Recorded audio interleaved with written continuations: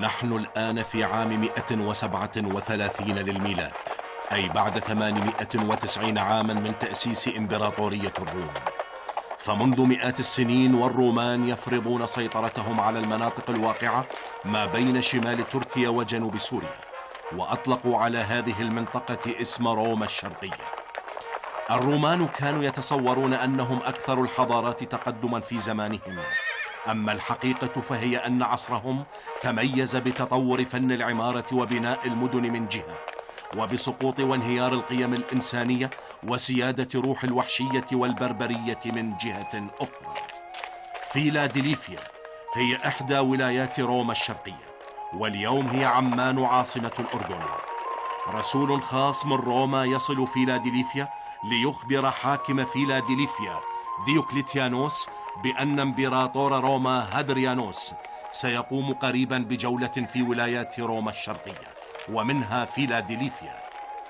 هذا الخبر أثار الفرحة والبهجة والسرور في أوساط الرومان. ديوكليتيانوس، أو كما يسميه بعض سكان المنطقة دقيانوس، كان حاكما قويا قاسي القلب منزوع الرحمة. بعد عروج عيسى بن مريم عليه السلام إلى السماء، أخذ دينه السماوي ينتشر تدريجيا، الأمر الذي لم يطقه الرومان الذين يعبدون عددا من الأصنام والآلهة لم يطيقوا تراجع واضمحلال عبادة الأصنام أمام انتشار الدين التوحيدي، لهذا عمدوا إلى التصدي لأتباع الدين السماوي وإيذائهم وتعذيبهم. ورغم وحشية أساليبهم فقد فشلوا في الحيلولة دون انتشار الدين الجديد.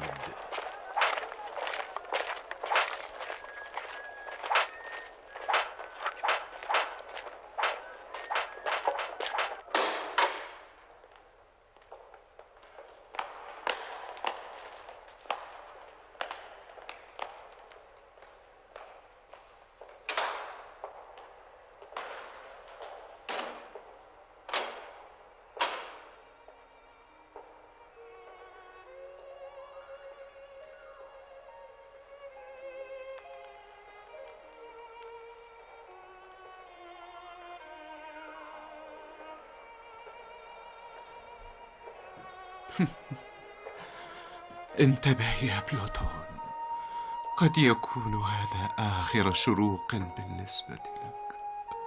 لربما لا ترى شمس الغد أبدا. اليوم انتهى وذهب،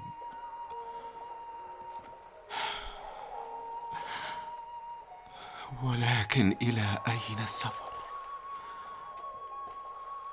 إلى جوار رحمة الله. يعني هل تشمل رحمته هذا العاصي؟ يا رحيم، تلطف واعفو عن هذا الحقير. تلطف وخذ إلى جوارك هذا المسكين.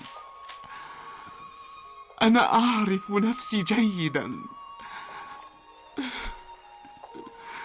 أنا خجل منك لتقصيري. بلوتون، إنك لم تنم الليل.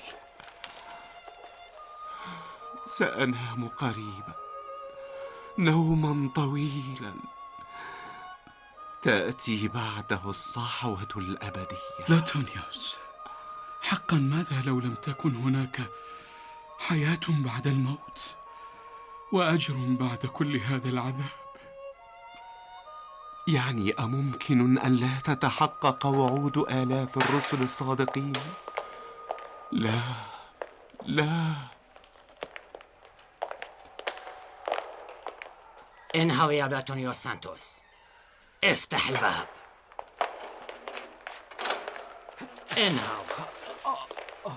إلى أين تذهب به؟ إلى المحكمة. تحرك. إن الله معنا يا بلوتونيوس، اصبر. صحيح هذا. كن شجاعا يا بلوتونيوس. لا تبع آخرتك بدنياك. رحمة الله الواسعة بانتظارك. كن واثقا يا بلوتونيوس.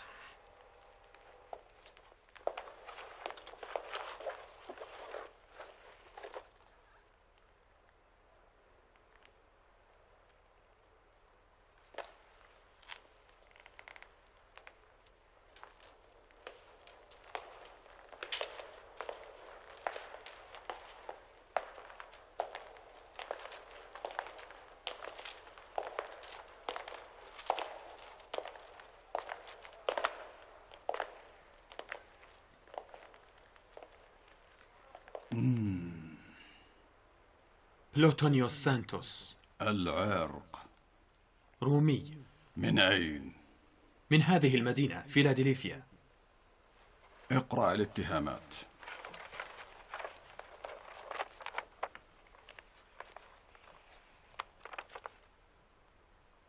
بلوتونيوس سانتوس، الاتهامات الموجهة إليك هي أنك بدلا من أن تسجد وتعظم الآلهة والتمثال المقدس للإمبراطور هادريانوس، عمدت إلى تحطيم تمثال الإمبراطور، وبعد اعتقالك لم ترفض التوبة فحسب، وإنما واصلت إنكارك آلهة الروم العظيمة وكذلك جوبيتر القادر القوي، وتمسكك بدين الغلمان والعبيد، أي الدين المسيحي.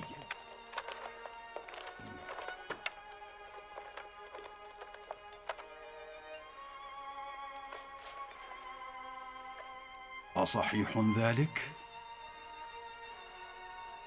نعم. عقوبتك هي الموت، بل أشد أنواع الموت، يعني الحرق في النار.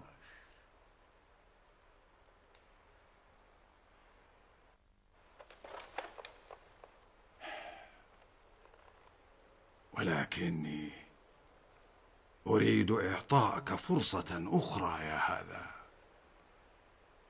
سمعت أن كبيركم شخص يدعى آدونيا. لو أرشدتنا إلى مكانه سأقلل عقوبتك يا بلوتونيوس سانكتوس.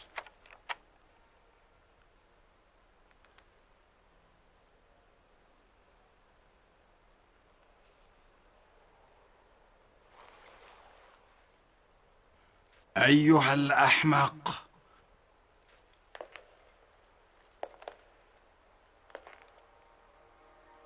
حكمت المحكمة بالموت على بلوتونيوس سانكتوس لتحطيمه تمثال الإمبراطور وعبادته إلها آخر وإثارته الاضطرابات بين رعايا وأتباع الإمبراطور هادريانوس. حكمت عليك بالموت، وطبقا لهذا الحكم فإنك ستحرق اليوم ظهرا أمام معبد أبولون. خذوه.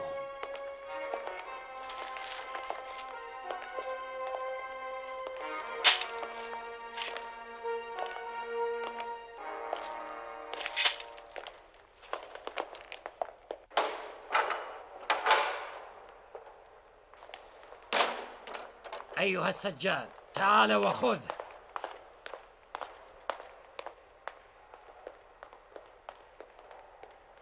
تعال يا هذا،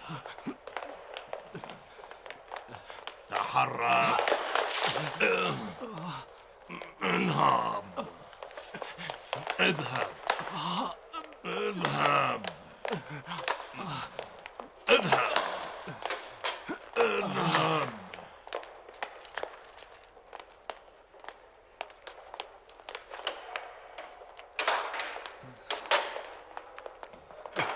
ادخل.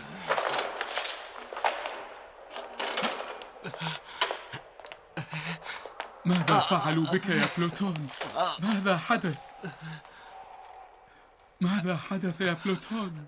اليوم سأحرق في النار لأحلقك الفراش. ماذا؟ النار؟ نعم. النار.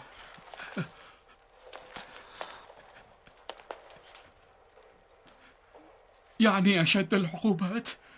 أشد العقوبات لأسوأ الذنوب، وهو تحطيم تمثال الإمبراطور. ولماذا الإحراق؟ ما الفرق يا عدنان؟ لماذا هناك فرق؟ في السابق كانوا يحرقون الزناة والسحرة في النار، أما الآن فيحرقون الموحدين. في النهاية يجب أن نرحل، إن كان الموت بواسطة النار أو الصليب أو قفص الأسود.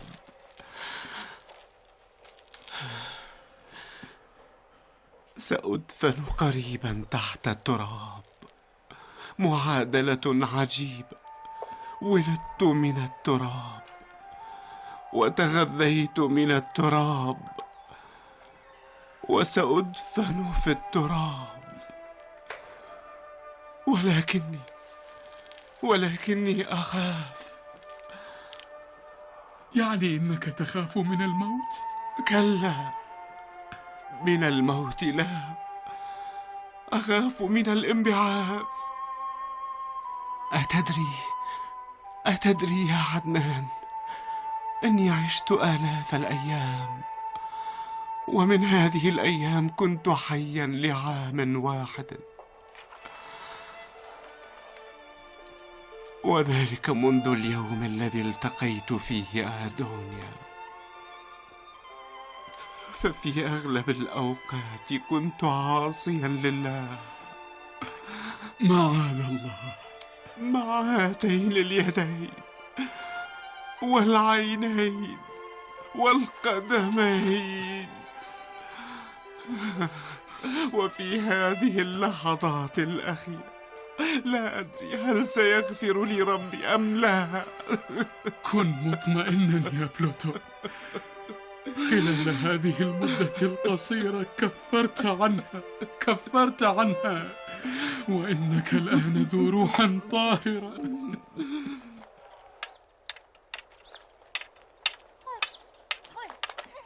أنا سأهزمك. تتصور ذلك؟ لن تستطيع أبدا. سترى الآن. أنا أدخل فرق الضرب بالسيف. ماذا حدث يا جالوس؟ تعال لأقبلك. لقد قتلتني. أصبر لأرى. أتقتلني؟ اهدأ. تعالي وخذي أركيميدي. أنا الرجل الكبير أموت بسببك عدة مرات في لدينا اليوم. ضيوف. أريد أن ألعب.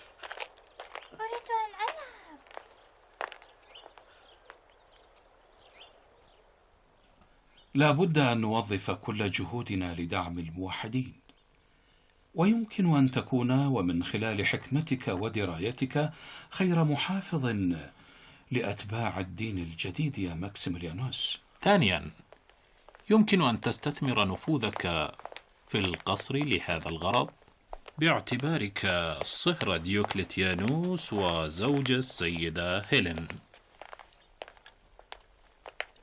يا أصحاب الفخامة، يا مولاي، جندي قادم من القصر، كأنه يحمل رسالة من دقيانوس يا مولاي. حسنا، قل له ليدخل. سمعا. حتى الآن لا يستطيع تلفظها بشكل صحيح. ديوكليتيانوس يلفظها دقيانوس. ادخل أيها الجندي. أسعدتم يا أصحاب الفخامة. تفضل. صاحب الفخامة ديوكليتيانوس دعاكم مع كبار رجال المدينة إلى القصر لأمر مهم. حسنا. أتأمرون بشيء؟ تفضل.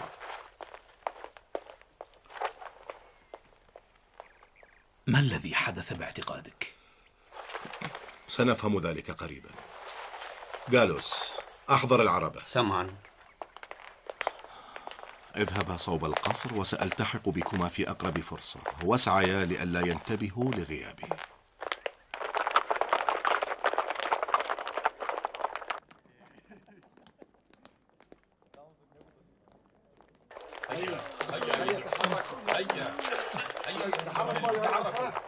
لا أدري لماذا دعوا كبار اليهود. بالتأكيد هناك أمر مهم. نعم، لا بد أن هناك أمرا هاما.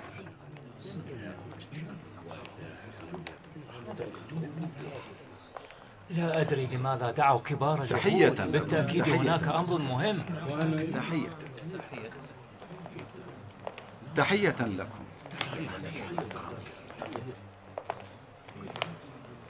تحية لأصحاب الفخامة. من؟ فخامة القاضي؟ عفوا فخامة جوليوس، لدي أمر مهم معك. أردت إعطائك تقريرا عن المحاكمات التي جرت هذا اليوم.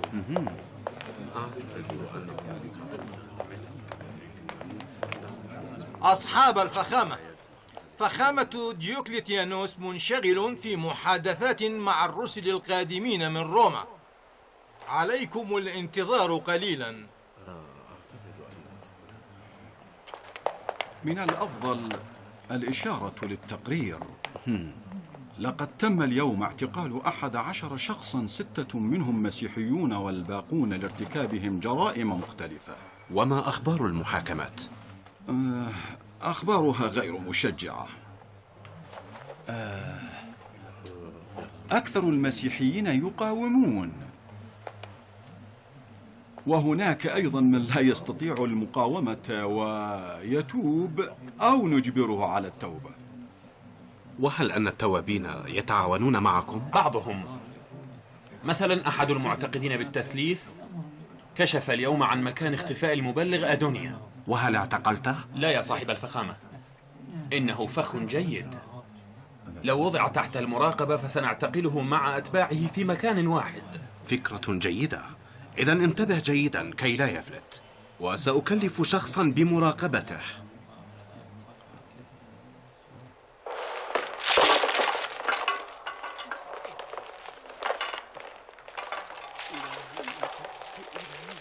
توكل على الله يا بلوتو.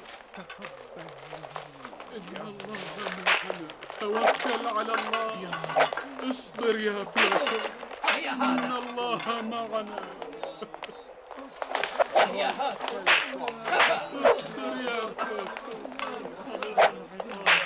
اصبر يا بلوتو. إن الله معنا. اصبر يا بلوتو.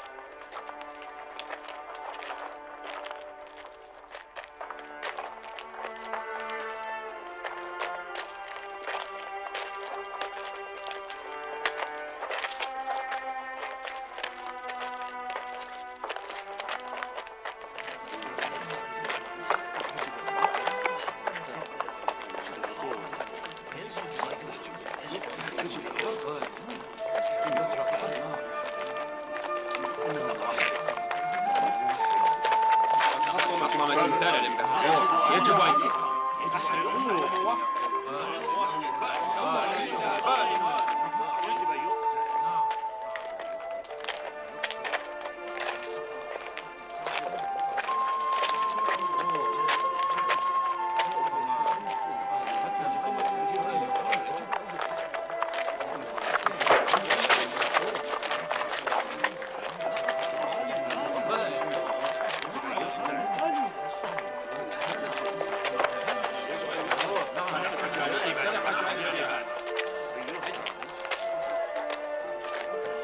لماذا لا يأتون بهذا الملحد؟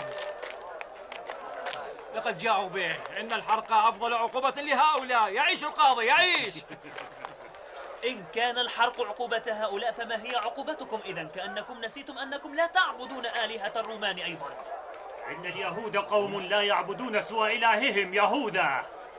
كل من يعبد آلهة غير آلهة الرومان يستحق القتل، حتى لو كان من أبناء يهوذا. لا يحق لك إهانة الشعب اليهودي. اخلص أيها العجوز. اسكتوا، ماذا حدث؟ اسكتوا. تنحوا جانبا، تنحوا جانبا، افسحوا الطريق، هيا.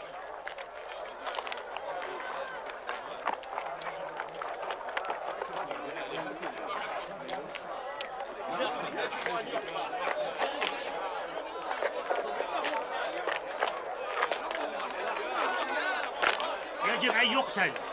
يجب أن يقتل، يجب أن يقتل، إنه خائن.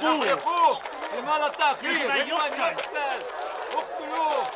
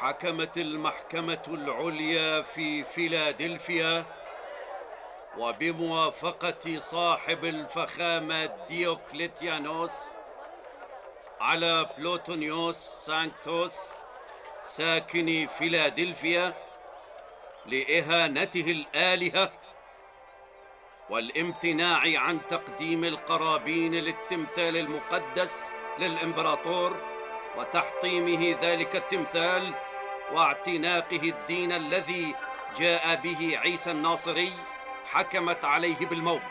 وهذه ستكون عقوبة كل من يتبع الدين الجديد ويتمرد على أوامر الرومان، وحكم المحكمة هو إحراقه في النار، والذي سينفذ الآن، وسيبقى جسده بعد حرقه مدة 3 أيام في هذا المكان لتأكل منه الطير، وليكون عبرة لكل من يترك آلهة الرومان العظيمة والدين المقدس للإمبراطورية ويعتنق دينا آخر.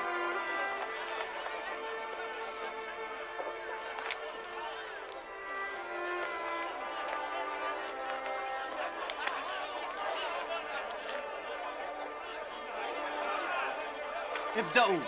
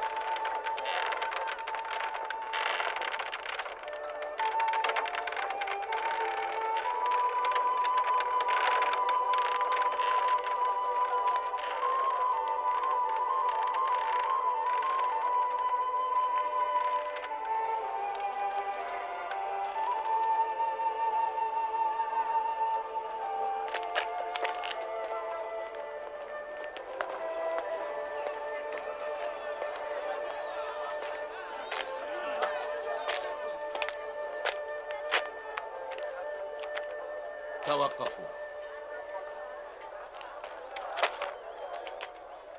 يا مولاي.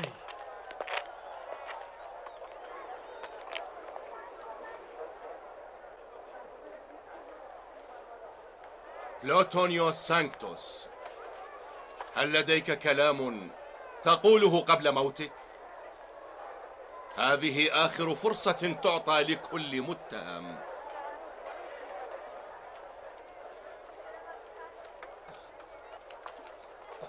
قال ابن مريم إن الحقيقة التي تخاف قولها في الظلمات ستسمعها يوما في وضح النهار، والإيمان الذي اكتسبته في خفايا البيوت سيهتف به يوما فوق أسطح المنازل.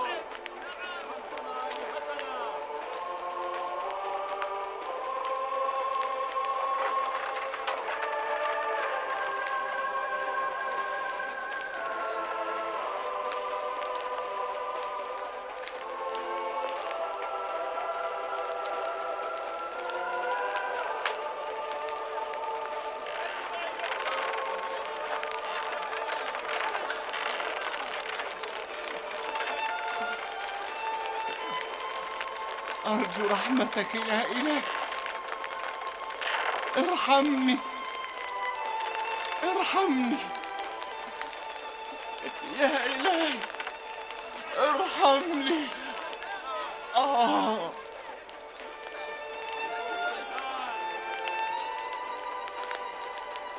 يا بلاتون، أبلغ سلامي لسيدنا المسيح.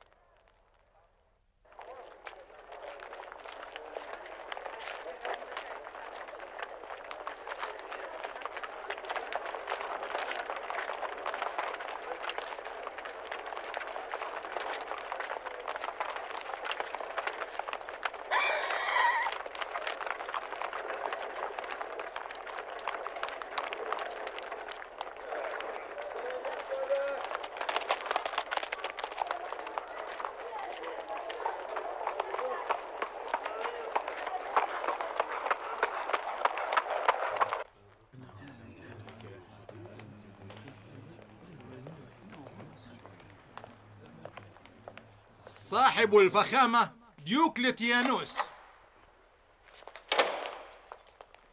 تحية لحاكم فيلادلفيا.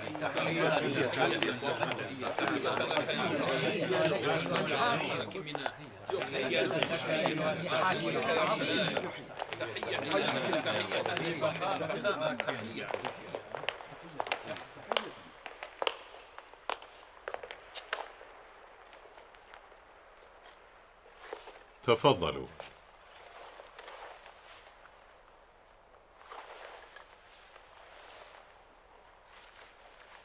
أنا مسرور. أنا مسرور لوجودكم جميعا هنا.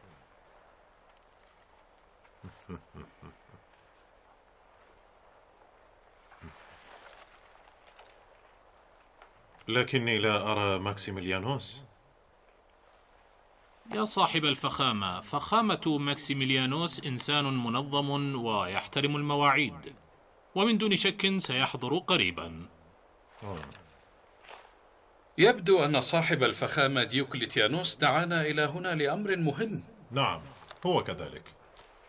فيلادلفيا ستشهد قريبا يوما عظيما جدا في تاريخها، لربما لا يتكرر مرة أخرى في تاريخ فيلادلفيا. اليوم يجب أن نتبادل وجهات النظر بشأن أمر هام. فالمبعوث الخاص أطلعنا بأن الإمبراطور هادريانوس سيتفقد قريبا المناطق الشرقية من أراضي الإمبراطورية الرومانية العظيمة.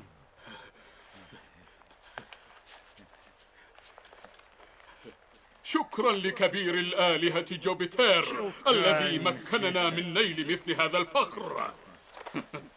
ومن المحتمل أن تكون له وقفة قصيرة أثناء توجهه إلى أورشليم في فيلادلفيا. إنه لفخر كبير. لتحيا الآلهة، لتحيا آلهة روما، لتحيا آلهة روما التي ستزين فيلادلفيا بقدومها. إنه فخر عظيم. تفضلت أن من المحتمل أن يأتي، يعني لست متأكدا. قلت من المحتمل لأنه قد يغير طريقه، ولكن طريقه يمر من هنا ويجب أن نستعد. الشكر للإله جوبيتر القوي حيث أسعدنا بلقاء الإمبراطور. كلا، إنه ليس إله شعب الرومان فحسب، إنما هو إله نصف العالم، وهذا الفخر لن يكون من نصيب كل إنسان. لقد سمعت بأن صاحب الفخامة ديوكليتيانوس كان مقاتلا في جيش الإمبراطور. أجل، في عهد الإمبراطور تراجان كان صاحب الفخامة هادريانوس يقود جيشا عظيما، وكنت أنا أحد أمراء ذلك الجيش. وهل صحيح ما يقال إنك أنقذت حياة صاحب الفخامة هادريانوس؟ أطلب العفو يا صاحب الفخامة، أنا هكذا سمعت، وكانت لحظة عجيبة. ففي إحدى الحروب مع الفرس تهجم قوات العدو فجأة وتجبر قواتنا على التراجع. حينها يقع الإمبراطور هادريانوس في حصارها. الجميع يشعر أن أي تأخير قد يودي بحياة قائده. صاحب الفخامة ديوكليتيانوس الذي يرى خطورة الوضع يقرر القيام بعمل سريع، فيكسر بعربته طوق الحصار وينقذ الإمبراطور. حقا إنه عظيم، يا لشجاعته، يا لشجاعته.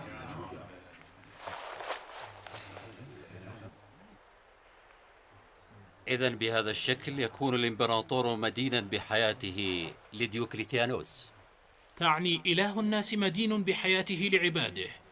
هذا الكلام لا يتفوه به مستشار كبير مثلك. ما العجب في هذا الكلام؟ الآلهة وحدها قادرة على إنقاذ الآلهة، وكما تعلمون فإن العباد هم ذراع الآلهة، وأحيانا يستفاد منهم لإنقاذ بعضهم البعض. ويجب أن أقول هنا إن عملية إنقاذ صاحب الفخامة هادريانوس العظيم على يد صاحب الفخامة ديوكليتيانوس لم يكن فيه صاحب الفخامة هادريانوس قد وصل بعد إلى مقام الألوهية.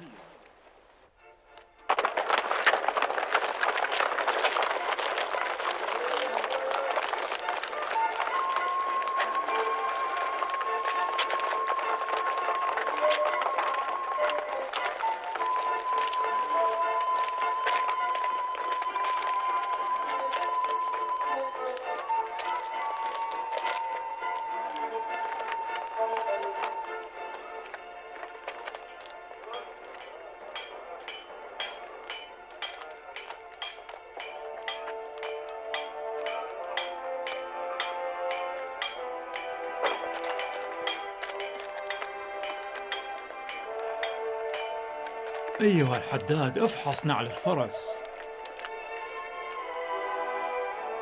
بالتأكيد سأفحصها. رغم بيته البسيط لديه عربة ثمينة جدا. تقصد سانكتوس؟ لا، يبدو لديه ضيوف. إذن اسمه سانكتوس. نعم، بلوتونيوس سانكتوس.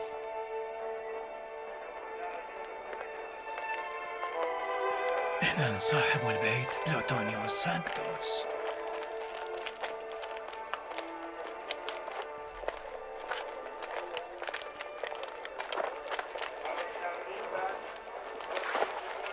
إلى أين؟ ألا تريد نعلا للفرس؟ لقد ذهب يا سيدي. ألم ترد نعلا لفرسك؟ ماذا أصابك؟